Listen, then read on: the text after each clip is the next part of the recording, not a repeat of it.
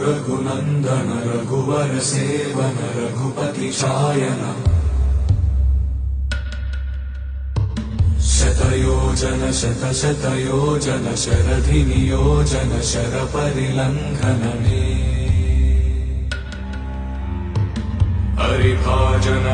हरिभाजन हरिमदभाजन दशमुखकम्पण